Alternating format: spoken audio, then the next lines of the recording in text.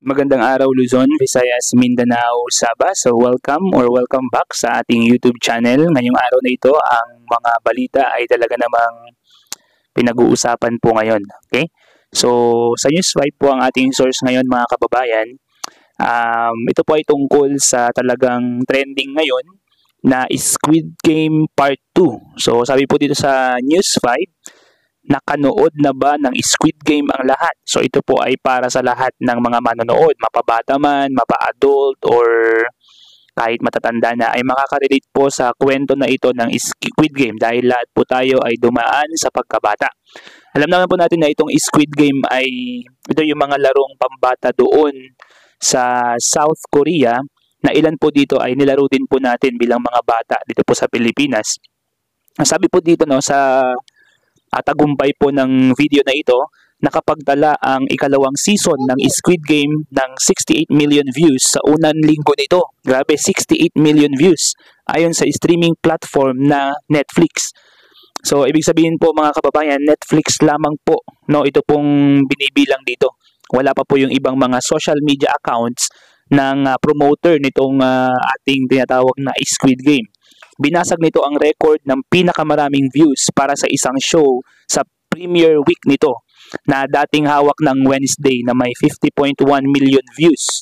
Dahil dito nag-number 1 ito sa mahigit or saktong 72 bansa kabilang ang Pilipinas. So nag-number 1 po ito mga kababayan. So kung kayo po ay naiintriga, ano po ba ang Squid Game, panoorin nyo na po yan sa Netflix. Okay, or kung wala naman po kayong pang-subscribe sa Netflix, pwede naman po ninyong hintayin na mai-release po ito sa ibang mga social media accounts ng libre. Kagaya na lamang ng Bilibili.tv and Cinema, okay, app. Okay, yun po yung mga applications na pwede po ninyong gamitin to access yung season 2 ng Squid Game for free. Pero medyo matatagalan po yung release na yun. Okay, so ngayon po kasi talagang bagong-bago pa lang. And yung part 3 po nito ay ngayon ding taon na ilalabas. Okay? So napakasakit or napakasama ng loob ko mismo mga kababayan nung mapanood ko po yung Squid Game Part 2 or yung Season 2 dahil talagang nakahang pa yung mga dapat mong malaman sa kwento ng video. Kaya napakaganda rin panoorin talaga. So iniintay ko rin personally yung Part 3 or yung Season 3 ng Squid Game. Sa ibang mga balita mga kababayan, dito po sa loob ng ating bansa, yung pong ating representative na si Jose Manuel Romualdez sa inaugurasyon po ng pagiging presidente ni bago or yung President-elect, US elect Donald Trump. Okay? So according po sa News 5, irerepresenta ni Philippine Ambassador to the US Jose Manuel Romualdez si President Bongbong Marcos sa inaugurasyon ni US President-elect Donald Trump sa January 20 ayon sa Presidential Communications Office. Dahil nanalo na po si President Trump pero siya po ay i-inaugurate or formal na uupo ng January 20. And alam po natin na sa mga sistema niya or sa statements din niya regarding sa mga nangyayaring war sa Palestine and Jerusalem or Israel and also sa Russia and Ukraine, sinabi po niya na siya ay makikialam doon. At sabi nga niya, particularly sa Russia and Ukraine, na 24 hours lang ititigil niya ang digmaan doon. Tingnan po natin kung ano yung gagawin niya within that 24 hours. So, hopefully, January 21, tapos na ang mga digmaan na yan.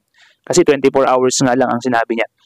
So the palace confirms that the Secretary of State on behalf of the Joint Committee on Inaugural Ceremonies invited the chiefs of diplomatic missions along with their spouses to represent their respective heads of state and their governments at the principal inaugural events, pahayag ng palasyo.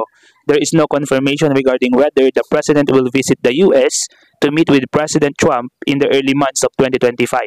So maraming kumakalat sa social media na maaaring meron yatang problema itong si Trump kay Marcos or si President Marcos sa President ng US. So hindi po natin mai-confirm pa yan sa ngayon. Hindi natin alam kung ito ba yung dahilan kung bakit i-represent siya ni Jose Manuel Romualdez sa inauguration sa January 20. So, napakaswerte rin po mga kababayan ng isang kababayan po natin, no? Or ilan sa mga kababayan po natin na nanalo ng jackpot, okay, sa loto. Okay, bagong taon, bagong milyonaryo according po sa News 5. Swerte ang pasok ng taong 2025 para sa dalawang mananaya, dalawa po, ng loto, 6 and 42 matapos nilang mahulaan ang mga nabolang numero sa draw nitong bisperas ng bagong taon. So bago po ito magbagong taon ng December 31. O sinabi po dito, no, 25 million pesos at 351,115 pesos ang jackpot prize na paghahatian nila. So meaning to say mga kababayan, almost like 13 million or 12.5 million ang pag-uusapan ng dalawa or paghahatian ng dalawa. I mean, 12.5 million ang mapupunta sa bawat isang mananaya. So, ang winning numbers or combinations po ay 27, 26, 09, 41, 19, and 20. So, sa huling mga parte po ng balita po natin, PH Tropical Cyclone names for 2025. So, ito po yung mga pangalan ngayon ng mga bagyong darating sa taong 2025. Nakahanda na po pala, no? Nung bata ko, hindi ko alam kung sino nagpapangalan ng mga bagyo. Pero dito po sa News 5, no, sa Pag-asa, inilabas po yung mga pangalan. So, Auring, Bising, Crising, Dante, Emong, Fabian, Goryo, Juaning, Isang, Jacinto, Kiko, Lani, Mirasol, Nando, Opong, Paulo, Kedan, Ramil, Salome, Tino, Uwan, Verbena, Wilma, Yasmin, Zoraida. So kung sakali man pong hindi abutin ng ilang or hanggang Z yung bagyo, so puputulin po nila doon at magkakaroon po sila ng another set ng mga names sa 2026. So ayan lamang po yung ating nakalap na mga balita sa mga oras ito mga kababayan. Maraming salamat po sa patuloy po ninyong pagsuporta. Muli po, Happy New Year po sa inyong lahat. So once again, kung nagustuhan po ninyo yung video natin sa ngayon, paki-subscribe po yung channel natin at paki-hit na rin po yung notification bell button para ma-update ko po kayo palagi dito sa ating channel. So once again, this is Pilipinas News Channel. Peace out.